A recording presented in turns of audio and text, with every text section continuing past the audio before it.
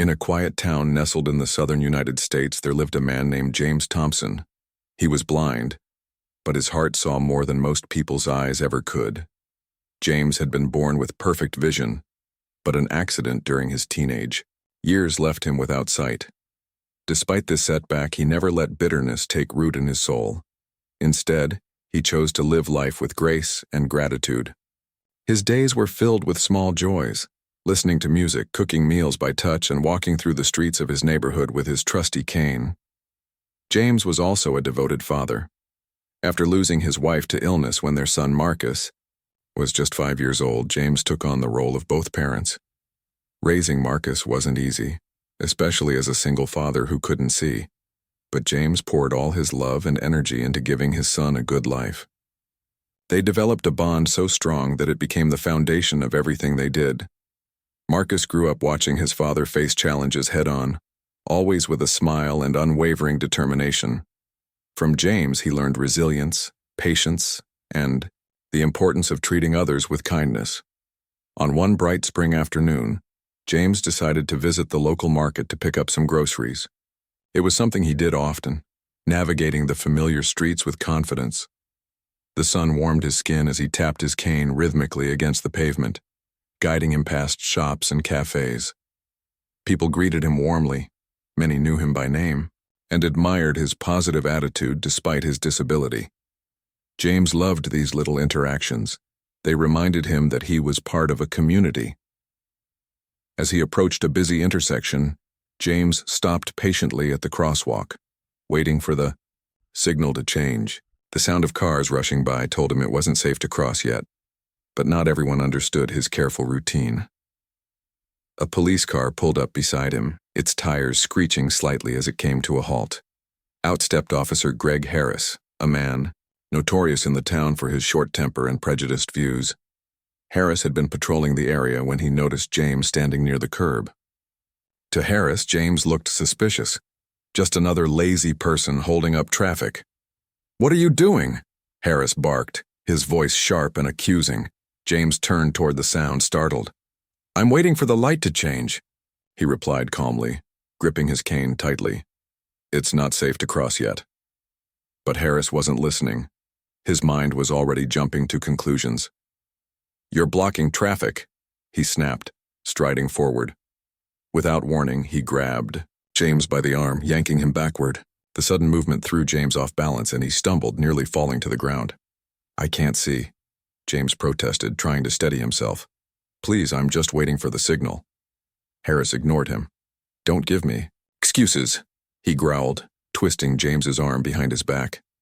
Passers-by began to gather, watching in stunned silence as the officer shoved James onto the sidewalk. Some whipped out their phones to record the scene, horrified by what they were witnessing. James tried to explain again, his voice trembling. "Sir, please, I'm blind. I didn't mean any harm." But Harris only grew angrier. "Stop playing games," he spat, slapping handcuffs around James's wrists. The metal dug painfully into his skin, but James bit back a cry. He knew better than to fight or argue further. As Harris pushed him into the back seat of the patrol car, James's mind raced. How could this be happening? All he'd wanted was to buy groceries. News of the incident spread like wildfire. Within hours, videos of the altercation flooded social media platforms.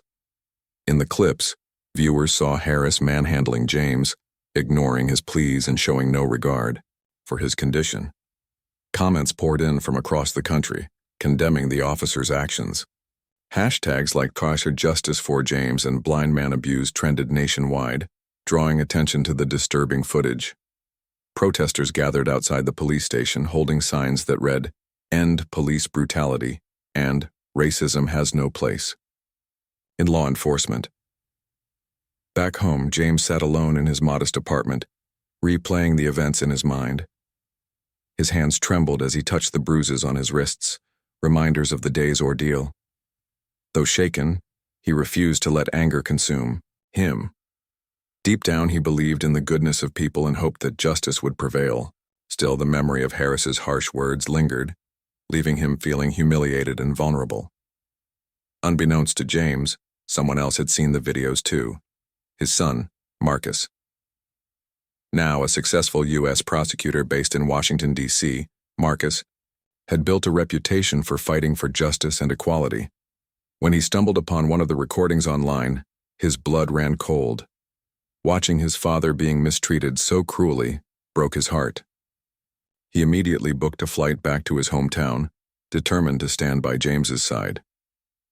When Marcus arrived, he found his father sitting quietly in the living room, listening to the evening news. James smiled when he heard his son's footsteps, recognizing them instantly. "Marcus," he said softly, reaching out. "You didn't have to come." "Yes, I did," Marcus replied, kneeling beside him. His voice cracked with emotion as he hugged his father tightly. "Dad, I'm so sorry this happened to you." James patted his son's shoulder reassuringly. "It's all right, son. I'll be fine." But Marcus wasn't satisfied with simply comforting his father. He vowed to take action. Using his expertise as a prosecutor, he began investigating the case, determined to hold Officer Harris accountable. He reached out to witnesses, reviewed video evidence, and collaborated with civil rights organizations to build a solid case. The media coverage intensified as word got out that Marcus, a high-profile prosecutor, was personally leading the charge against the abusive cop. Officer Harris, meanwhile, realized the gravity of the situation. Once dismissive and arrogant, he now scrambled to defend himself, blaming systemic issues within the police force and claiming he'd acted under pressure. But Marcus remained relentless, refusing to let Harris evade responsibility. Every piece of evidence pointed to one undeniable truth. Harris had abused his power, targeting James because of his race and disability. As the investigation unfolded, James continued to go about his daily life, though he couldn't ignore the growing attention surrounding his case. Strangers called and wrote letters expressing support, while activists invited him to speak at rallies advocating for reform. Through it all, James stayed humble, focusing on the bigger picture. "This isn't just about me," he told anyone who asked. "It's about making sure no one else has to endure what I went through." Despite the pain and humiliation he'd suffered, James held on to hope.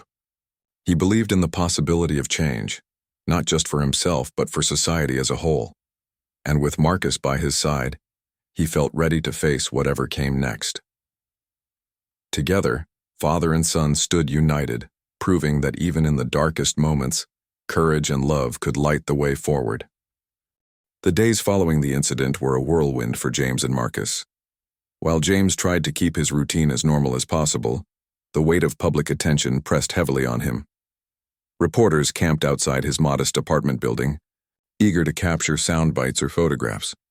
Neighbors stopped by frequently, offering words of encouragement but also prying into details of what had happened.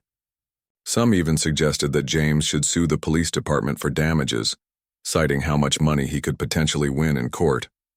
But James wasn't interested in financial compensation. All he wanted was accountability and change.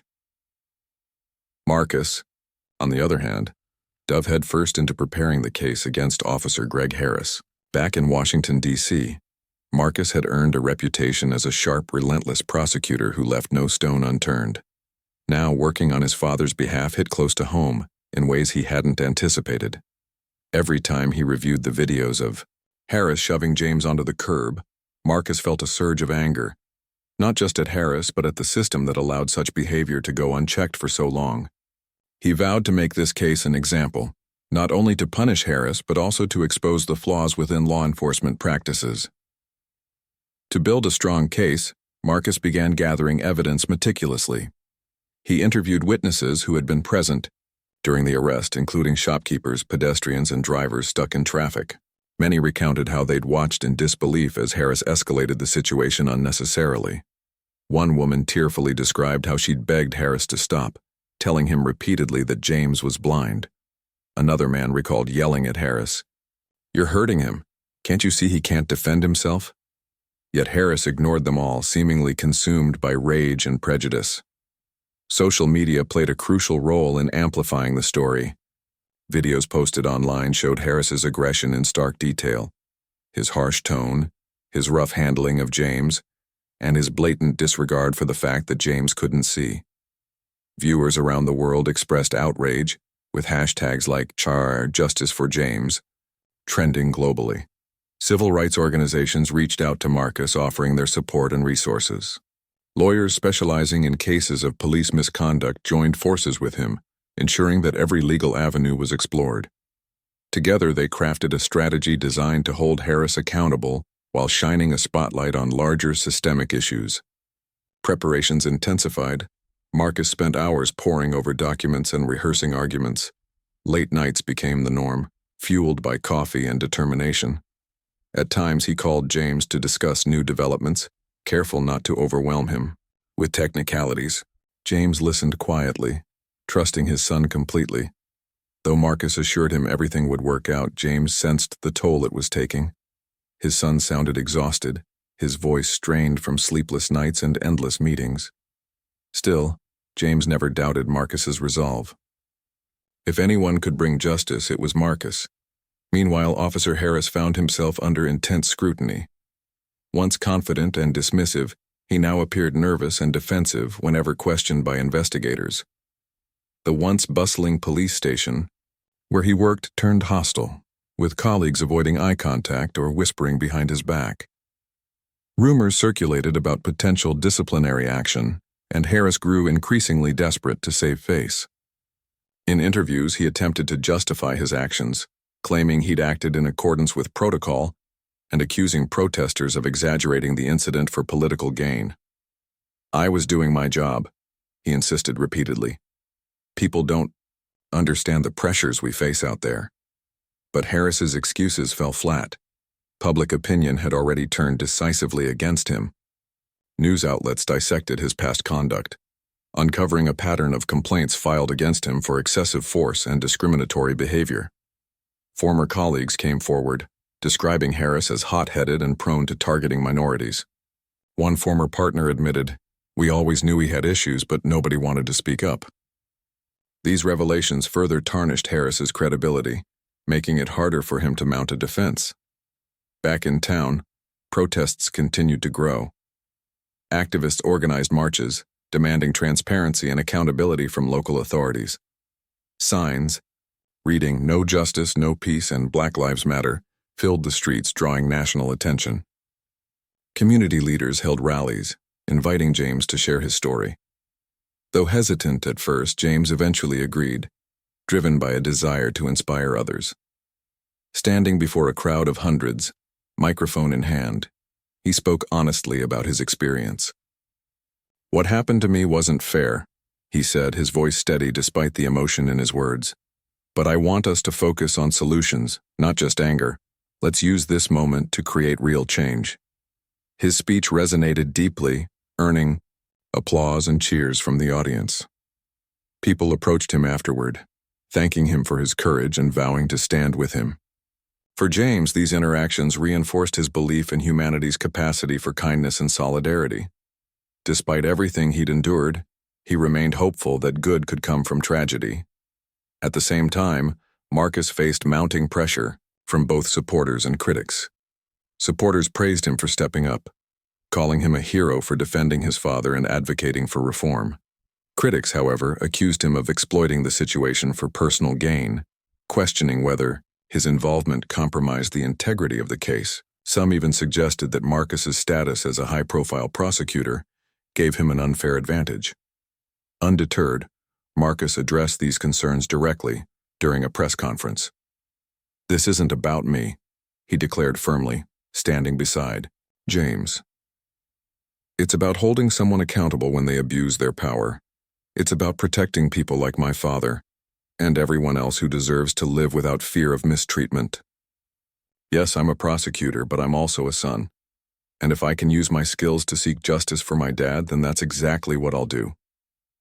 His words silenced detractors temporarily, shifting the focus back to the core issue: Officer Harris's misconduct. As the trial date approached, anticipation reached a fever pitch. Legal experts debated the outcome while activists prepared for various scenarios depending on the verdict. Would Harris be convicted? Would the case lead to broader reforms? The answers remained uncertain, but one thing was clear. James and Marcus's fight had ignited a movement. For James, the hardest part wasn't the physical pain or humiliation inflicted by Harris. It was the realization that such hatred still existed in the world. He often reflected on how far society had come since his youth, yet how much farther it needed to go. Sitting alone in his apartment one evening, he listened to the hum of distant voices chanting for justice. A sense of peace washed over him, mingled with a quiet determination. Whatever happened next, he knew he'd done his part to spark change. And through it all, Marcus stood unwaveringly by his side. Their bond, forged through years of love and sacrifice, proved stronger than ever. Together, they faced each challenge, with resilience and grace, proving that even in the darkest moments hope could shine through. With the trial looming on the horizon, father and son prepared to confront the truth, not just about Harris but about the system that allowed such injustices to occur. Little did they know the journey ahead would test them in ways they couldn't yet imagine. The trial against Officer Greg Harris began on a crisp autumn morning, drawing massive crowds to the courthouse.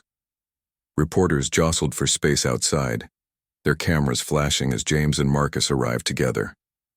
James walked slowly, his cane tapping, against the pavement while Marcus guided him gently by the arm. The sight of father and son entering the building side by side struck a chord with many observers. It was a powerful image, two generations united in their pursuit of justice. Inside the courtroom, tension hung thick in the air. Rows of seats filled quickly, packed with supporters, activists, and curious onlookers eager to witness history unfold. Legal teams from both sides prepared feverishly, shuffling through stacks of documents and whispering strategy notes. At the center of it all sat James, calm but resolute, his hands resting lightly on the table before him. Beside him, Marcus exuded quiet confidence, his sharp eyes scanning the room as if anticipating every move the defense might make. The prosecution's opening statement set the tone for the proceedings. Standing tall, Marcus addressed the jury with clarity and conviction. "Ladies and gentlemen of the jury," he began, "this case is not just about one man's abuse of power. It's about accountability, fairness, and the promise that no one is above the law." He recounted the events leading up to James's arrest, painting a vivid picture of an innocent blind man subjected to unnecessary violence and humiliation. His words carried weight, each sentence carefully crafted to evoke empathy and outrage. When he finished, the courtroom fell silent, the gravity of his message sinking in. Officer Harris's attorney followed with a starkly different narrative. In his opening remarks, he portrayed Harris as a dedicated officer, simply doing his job under challenging circumstances. "My client faced confusion and chaos at the scene," the lawyer argued. "He made split-second decisions based on limited information.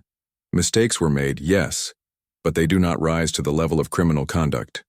The defense aimed to cast doubt on James's version of events, suggesting that bystanders may have exaggerated or misinterpreted what happened. They also hinted at James's blindness as a potential factor that could have contributed to misunderstandings, though this line of reasoning drew audible gasps from the audience. As the trial progressed, witnesses took the stand, recounting their perspectives of the incident. A young woman who had been waiting at the crosswalk described how she'd seen Harris grab James roughly, ignoring his pleas. "It was horrifying," she testified, her voice trembling. "He kept saying he couldn't see, but the officer wouldn't listen." Another witness, a local shopkeeper, recalled shouting at Harris to stop only to be ignored completely. Each testimony added layers to the story, reinforcing the prosecution's argument that Harris's actions were unjustified and malicious. James himself took the stand midway through the trial. Guided by Marcus's steady presence, he answered questions calmly, his voice unwavering despite the emotional weight of reliving that day. When asked to describe how he felt during the encounter, James paused briefly before speaking. "I was scared," he admitted. "I didn't understand why he was treating me like a criminal. All I wanted was to cross the street safely." His honesty resonated deeply, humanizing the impact of Harris's behavior. Even some members of the jury appeared visibly moved, scribbling notes as James spoke. Harris's cross-examination proved contentious. His attorney grilled James, attempting to poke holes in his account. "Isn't it possible you misunderstood the situation?" the lawyer pressed. "You admit you can't see. How do you know exactly what happened?" James responded, firmly, "I may not see, but I felt everything. I heard his words. I felt his hands on me, and I know what fear feels like." When Officer Harris finally took the stand, his demeanor shifted dramatically. Gone was the brash, arrogant figure captured in the viral videos. Instead, he presented himself as remorseful and contrite. Under questioning, he claimed his actions stemmed from frustration and stress, insisting he hadn't intended to harm anyone. "I regret what happened," he said, meeting James's gaze briefly before looking away. "I wish I could take it back." Yet his apology rang hollow to many in the courtroom, including James, who remained stoic throughout Harris's testimony. Throughout the trial, media coverage intensified, turning the case into a national spectacle. News outlets aired live updates, dissecting every detail of the proceedings. Social media buzzed with reactions, hashtags like "Justice for James" trending daily. Supporters rallied outside the courthouse, holding signs and chanting slogans demanding accountability. Meanwhile, critics questioned whether the trial was fair, arguing that public pressure might influence the outcome. Despite these debates, the focus remained squarely on Harris's actions and their broader implications for policing and racial justice. Behind the scenes, Marcus worked tirelessly to ensure the prosecution's case stayed strong. Late nights became routine as he reviewed evidence, rehearsed arguments, and strategized with his team. Though exhausted, he refused to let up, driven by a deep sense of duty to his father and the cause they represented. James, too, played a vital role, offering insights and encouragement whenever needed. Their partnership exemplified trust and mutual respect, strengthening their resolve with each passing day. As closing arguments approached, anticipation reached its peak. Both sides delivered impassioned speeches, leaving the jury with final impressions to consider. Marcus stood once more, addressing the panel with heartfelt sincerity. "This isn't just about punishing one bad apple," he emphasized. "It's about sending a message that we won't tolerate abuse of power. We owe it to my father and to everyone who believes in justice to hold Officer Harris accountable." The defense countered with a plea for leniency, urging the jury to recognize Harris's alleged remorse and avoid ruining his career over a single mistake. But their argument struggled to counter the overwhelming evidence presented by the prosecution. By the time deliberations began, the atmosphere felt charged with expectation. Would the jury deliver the verdict James and Marcus hoped for? Or would Harris escape accountability, undermining the efforts of those fighting for reform? For James, the wait proved agonizing. Sitting quietly in the courtroom, he listened to the murmurs of the crowd and the rustle of papers being shuffled. His mind drifted back to the moments when Harris had shoved him onto the curb, the sting of handcuffs biting into his wrists. He thought about the countless others who had endured similar injustices without a platform to speak out. This trial wasn't just about him anymore. It was about them too. Finally, after hours of deliberation, the jury returned with their decision. As the foreperson read the verdict aloud, guilty on all charges, a wave of emotion swept through the courtroom. Cheers erupted from supporters while Harris slumped in his seat, defeated. Tears welled in James's eyes as he turned to Marcus, gripping his hand tightly. "We did it," he whispered, his voice choked with gratitude. Though the victory brought relief, James knew the fight wasn't over. The guilty verdict marked a step forward, but systemic change required ongoing effort. Outside the courthouse, surrounded by cheering crowds, Marcus addressed the public. "Today we celebrate justice for my father," he declared. "But tomorrow we continue working toward a world where no one has to face what he did. Let this be a turning point, a reminder that compassion must always triumph over cruelty." As the sun set on the historic day, James and Marcus stood together, embracing the moment while looking ahead to the future. Their journey had tested them in unimaginable ways, Yet it had also strengthened their bond and ignited a movement.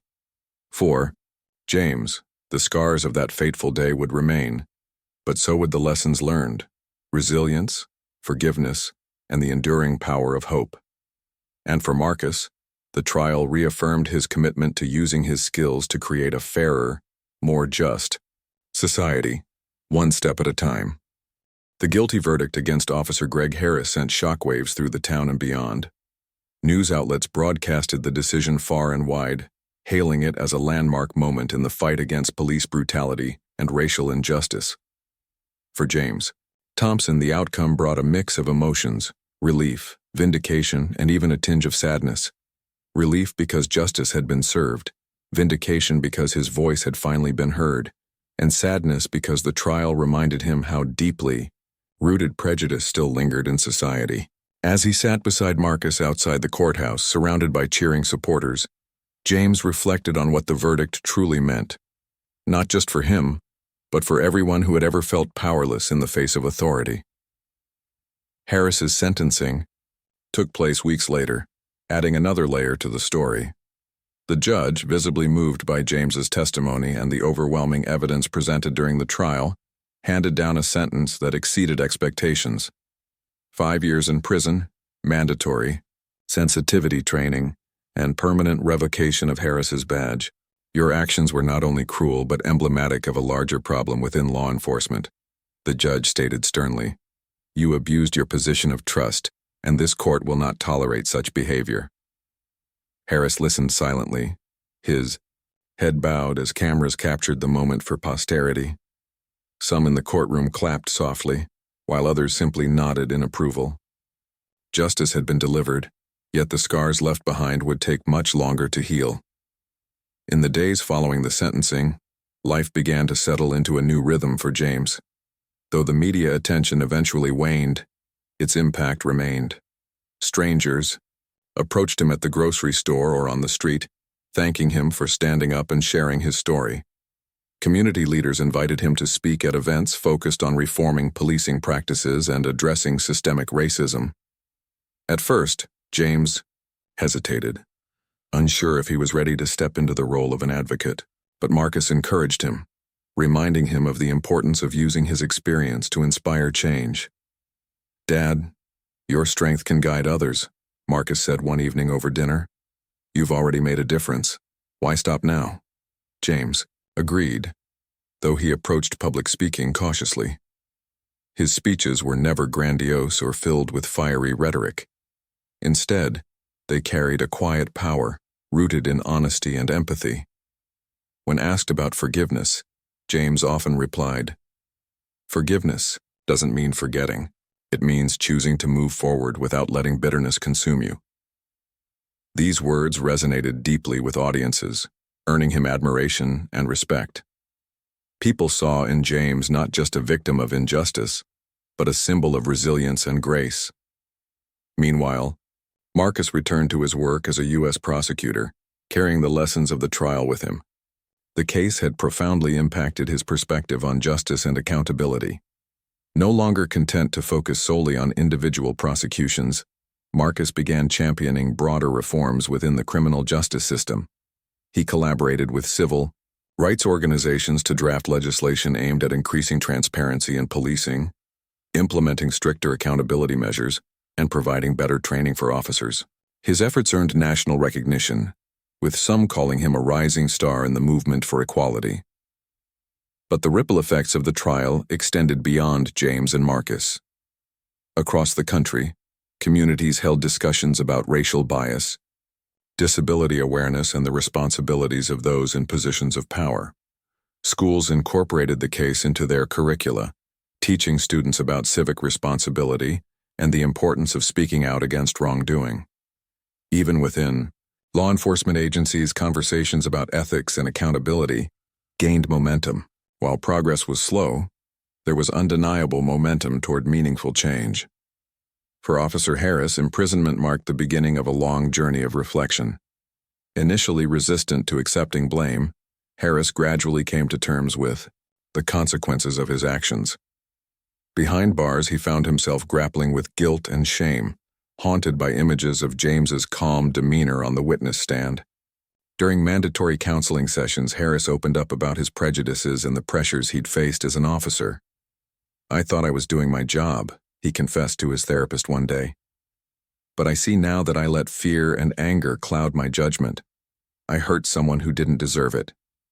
Upon his early release after 3 years for good behavior, Harris emerged a changed man. Or so he claimed. Determined to make amends, he reached out to James, requesting a meeting. At first, James was hesitant. The idea of sitting across from the man who had humiliated him in public stirred old fears and insecurities. Yet, after much deliberation and encouragement from Marcus, he agreed. Forgiveness, he believed, was essential for healing, both personally and collectively.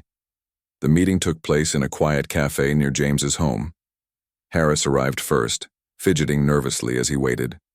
When James entered, guided by his cane, Harris stood immediately, offering a tentative handshake.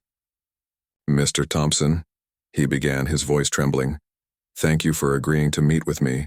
I know I don't deserve your time, but I wanted to apologize, to tell you how sorry I am for what I did." James listened intently, his expression unreadable. After a pause, he responded gently. "Apologies are important, but actions matter more. What will you do differently moving forward?" Harris nodded earnestly. "I want to help prevent this from happening again. To anyone. I've started mentoring young officers, teaching them about ethical policing and the dangers of letting biases dictate their actions. It's small, but it's something." Though skeptical, James appreciated Harris's sincerity. Over coffee, they talked openly about their experiences, sharing perspectives neither had considered before. By the end of the conversation, Harris left with a renewed sense of purpose, vowing to dedicate himself to fostering understanding and compassion within law enforcement. For James, the meeting represented closure, a testament to the transformative power of forgiveness over resentment. As months turned into years, the legacy of James and Marcus's fight continued to grow.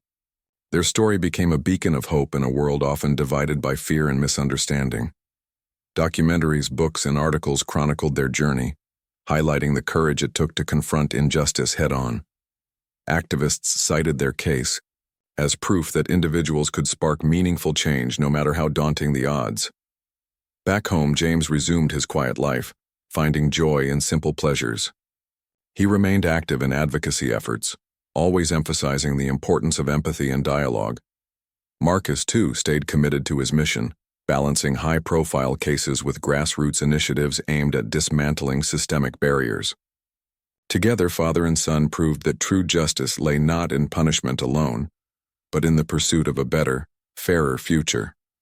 Years later, when reflecting on everything they'd endured, James often said, "We may not have control over what happens to us, but we do have control over how we respond. And sometimes responding with love is the strongest thing we can do." His words echoed far beyond his small town, inspiring countless others to stand up, speak out, and believe in the possibility of a brighter tomorrow. Through their journey, James and Marcus showed that even in the darkest moments, humanity thrived when people chose kindness over cruelty, understanding over judgment, and progress over stagnation. Years passed since the trial that had changed James Thompson's life forever. The town where it all began grew quieter, its streets returning to their usual rhythm. Yet, the impact of James and Marcus's fight lingered, shaping conversations about justice, accountability, and humanity in ways no one could have predicted. For James, life continued as it always had, simple, humble, and rooted in gratitude.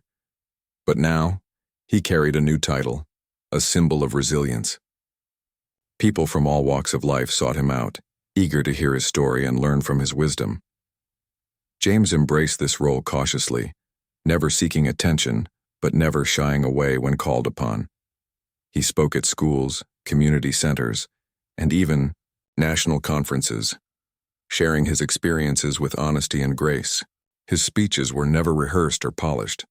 They came straight from the heart.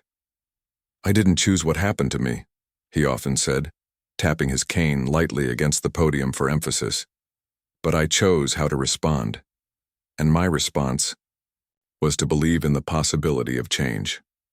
These words resonated deeply, inspiring listeners to confront their own challenges with courage and hope. Marcus, too, remained a prominent figure in the fight for justice. Back in Washington, D.C., he tackled high-profile cases while advocating for systemic reforms within law enforcement. His work earned widespread recognition, earning him awards and accolades. Yet, Marcus never let success go to his head. Instead, he channeled his achievements into creating opportunities for others. He founded a nonprofit organization dedicated to training prosecutors on ethical practices and addressing racial biases in the legal system. Named after his late mother, who had instilled values of fairness and compassion in both James and Marcus, the organization quickly gained traction, becoming a cornerstone of reform efforts nationwide. Despite their busy lives, father and son stayed connected, finding time to share meals and long conversations. Their bond remained unshakable, strengthened by the shared experience of standing together against injustice. On weekends, Marcus would visit James, and they'd take slow walks through the park near James's apartment. They talked about everything: the past, the present, and dreams for the future. Sometimes laughter filled the air as Marcus recounted funny courtroom anecdotes. Other times, silence reigned, each lost in their thoughts, yet comforted by the other's presence.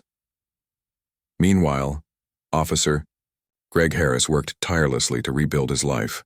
After serving his sentence and undergoing extensive counseling, he emerged determined to make amends. True to his word, he began mentoring young officers, teaching them about the importance of empathy, patience, and ethical decision-making. At first, many doubted his sincerity, dismissing him as someone merely trying to salvage his reputation. But over time, Harris's dedication became undeniable. He poured his energy into workshops, seminars, and one-on-one coaching sessions, using his mistakes as cautionary tales. One day, Harris invited James to speak at a training session for rookie officers. It was a bold request, given their history, but James accepted without hesitation. Standing before a room full of wide-eyed recruits, he shared his story, not to shame them, but to remind them of the human beings behind every badge. "You have power," he told them, his voice steady. "But with power comes responsibility. Treat everyone you encounter with dignity and respect, regardless of their race, gender, or disability. Remember, your actions can either heal or hurt." The room fell silent as James finished speaking. Many officers approached him afterward, expressing gratitude and admiration.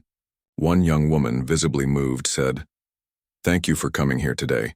Your words will stay with me throughout my career." Watching this exchange, Harris felt a flicker of pride, not for himself, but for the progress being made. Slowly, but surely attitudes were shifting, and he knew he played a small part in that transformation. Back in the community, the ripple effects of James and Marcus's advocacy continued to spread. Schools incorporated discussions about racial bias and disability awareness into their curriculums, ensuring younger generations grew up with greater understanding and empathy. Law enforcement agencies implemented stricter accountability measures, including body cameras, independent oversight boards, and mandatory de-escalation training. While not perfect, these changes marked significant steps toward a more equitable society. Activists celebrated these victories, crediting James and Marcus's case as a catalyst for broader reforms. Social media campaigns inspired by their story highlighted similar incidents of abuse, demanding justice and transparency. Grassroots organizations sprang up across the country, uniting people from diverse backgrounds under a common goal: to create a world where everyone felt safe and valued. For James, seeing this collective effort brought immense satisfaction. "It's not just about me anymore," he told Marcus during one of their walks. "It's about all of us working together." Yet, despite the progress, James and Marcus understood that the journey was far from over. Deep-seated prejudices and systemic inequalities still existed, requiring constant vigilance and action. They remained committed to their respective roles, knowing that every small step mattered. James focused on fostering understanding at the individual level, while Marcus tackled larger institutional issues. Together, they complemented each other perfectly, embodying the belief that real change required both personal and systemic transformation. As years turned into decades, James's health began to decline. Age and the lingering effects of his blindness took their toll, slowing him down considerably. Yet his spirit remained undiminished. Even from his armchair, he continued to inspire those around him. Friends, neighbors, and strangers alike visited him regularly, sharing stories of how his example had impacted their lives. One visitor, a young man named Daniel, revealed that James's speech at his school had motivated him to pursue a career in social work. "You taught me that kindness has the power to change the world," Daniel said, tears glistening in his eyes. James smiled warmly, patting the young man's hand. "Then go out there and be kind," he replied softly.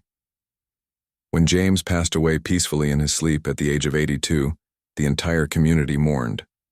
Flags flew at half-mast, and church bells tolled in his honor.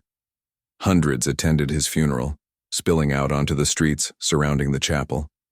Marcus delivered the eulogy, his voice breaking as he described his father's unwavering optimism and boundless love. "My dad taught me that forgiveness is a gift we give ourselves," he said, looking out at the sea of faces. He showed us that even in the face of hatred we can choose compassion. Let's carry his legacy forward, not with anger, but with hope. In the months following James's death, Marcus redoubled his efforts, channeling his grief into action. He expanded his nonprofit, reaching more communities and influencing policies at higher levels. A scholarship fund was established in James's name, supporting students pursuing careers in law, education, and advocacy. Memorials honoring James appeared in parks, libraries, and schools, serving as reminders of the man who had touched so many lives. Officer Harris, now retired, attended James's memorial service quietly, standing at the back of the crowd. Though few recognized him, he felt grateful to have known such an extraordinary person, even briefly. As Marcus concluded his eulogy, Harris whispered to himself, "Thank you, Mr. Thompson. You saved me too." And so, James's legacy lived on, not just in monuments or programs bearing his name, but in the hearts of those he had inspired. Through his courage, forgiveness, and unwavering belief in humanity, he proved that even the smallest acts of kindness could spark monumental change. With Marcus carrying the torch, their story served as a timeless reminder that true justice lay not in punishment, but in transformation. Together, they had shown the world that love and understanding could conquer fear and division, one step, one conversation, one moment at a time. Years after James Thompson's passing, his legacy continued to shape the world in profound and lasting ways. The seeds of change he and Marcus had planted years earlier blossomed into a movement that transcended generations. People from all corners of society, activists, educators, law enforcement officers, and everyday citizens, found inspiration in their story. It was no longer just about one man's fight against injustice. It had become a symbol of collective hope, resilience, and the power of forgiveness. Marcus, now in his late 50s, carried the torch with unwavering determination. Though the loss of his father left an irreplaceable void in his life, Marcus channeled his grief into action, ensuring that James's voice would never fade. He expanded his nonprofit organization, transforming it into a nationwide network focused on criminal justice reform, police accountability, and disability advocacy. Under Marcus's leadership, the organization partnered with universities, government agencies, and grassroots groups to create programs that addressed systemic inequalities at their roots. Seminars, workshops, and mentorship initiatives reached thousands, fostering understanding and empathy among diverse communities. One of Marcus's proudest achievements was the establishment of the James Thompson Institute for Ethical Leadership. Housed in a modern building in Washington, D.C., the institute served as a hub for training future leaders in law enforcement, education, and public service. Its curriculum emphasized compassion, integrity, and cultural awareness, drawing lessons from James's life and teachings. Students who graduated from the program often spoke of how deeply James's story resonated with them, motivating them to pursue careers dedicated to making a difference. "We're not just learning about policies," one graduate said during a commencement speech. "We're learning how to be better humans." Meanwhile, Officer Greg Harris's efforts also bore fruit. After retiring from mentoring young officers, he wrote a memoir titled Redemption Through Reflection, detailing his journey from prejudice to enlightenment. The book became a bestseller, sparking conversations about redemption and second chances. In interviews, Harris openly admitted his mistakes, urging readers to confront their own biases and strive for growth. "I used to think I was invincible," he confessed in one televised interview. "But meeting James taught me humility. He showed me that we're all capable of change, if we're willing to face the truth." Harris's transformation wasn't without its critics. Some argued that his past actions were unforgivable, regardless of his later efforts, but others saw his story as proof that even those who commit grave wrongs can contribute positively if given the opportunity. His work inspired similar rehabilitation programs for former offenders, focusing on restorative justice and community reintegration. For Harris, these developments validated his belief that everyone deserved a chance to make amends. Back in James's hometown, reminders of his impact were everywhere. A park named in his honor became a gathering place for families, activists, and students alike. Murals depicting his likeness adorned walls throughout the town, accompanied by quotes like, "Forgiveness heals," and "Justice begins with understanding." Every year on the anniversary of the trial verdict, residents held a festival celebrating unity and progress. Music, poetry, and speeches filled the air, honoring James's memory while renewing commitments to equality and fairness. For Marcus, returning to his hometown always brought a mix of emotions. Walking through the park named after his father, he felt both sadness and pride. Sadness because James wasn't there to see the fruits of their labor, but pride because his father's spirit lived on in every smile, every handshake, every act of kindness. During one visit, Marcus stopped by the bench where he and James used to sit during their walks. Closing his eyes, he could almost hear his father's voice. "Son, remember why we started this fight. Not for revenge, but for hope." That message stayed with Marcus, guiding him through challenges and setbacks. As the years went by, he faced resistance from entrenched systems unwilling to adapt. Politicians dismissed his proposals as too ambitious, while skeptics accused him of being idealistic. Yet Marcus persevered, driven by the belief that incremental progress mattered. "Change doesn't happen overnight," he often reminded his team. "It's a marathon, not a sprint, and every step forward counts." By the time Marcus reached retirement age, the landscape of justice and equality had shifted significantly. Police departments across the country adopted stricter accountability measures, including independent oversight boards and mandatory bias training.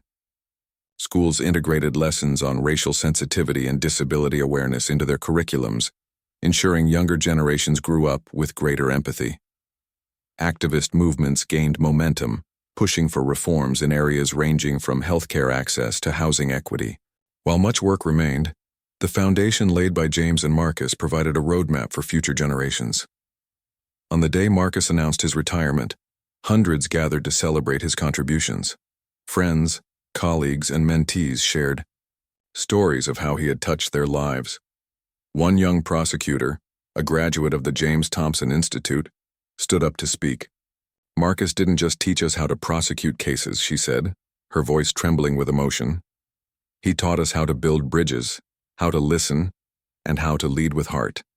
Because of him and because of James, we know what real justice looks like." As Marcus listened to the tributes, tears welled in his eyes.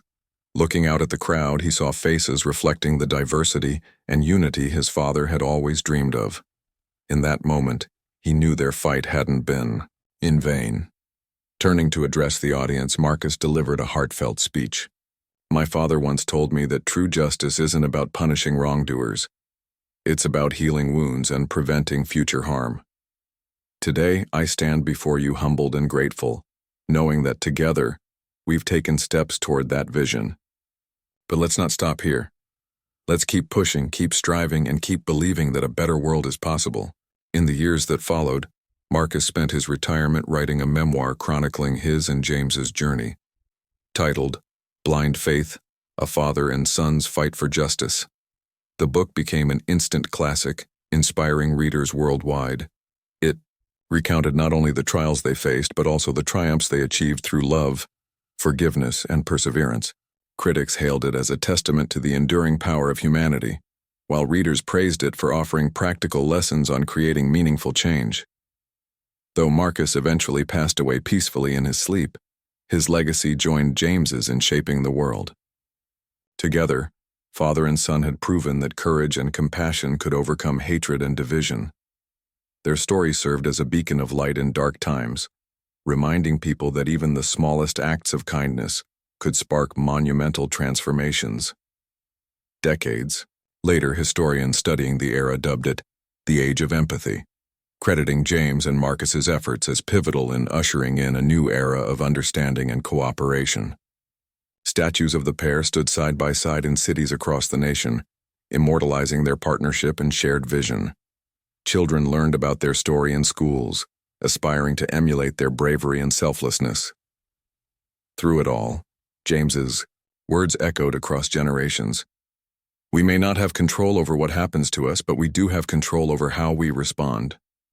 Those simple yet profound words encapsulated the essence of their journey, a testament to the enduring power of hope, forgiveness, and love. And so, the legacy of James and Marcus lived on, inspiring countless others to stand up, speak out, and believe in the possibility of a brighter tomorrow.